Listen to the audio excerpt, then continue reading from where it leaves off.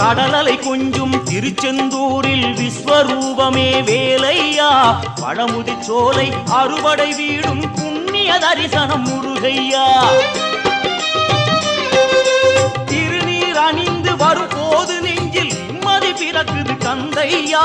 சுகனே சிவனார் மகனே உன்னை பாட பாட சுகமாகுதையா வேல் முருகா அரோகரா அரோகரா வேல் முருகா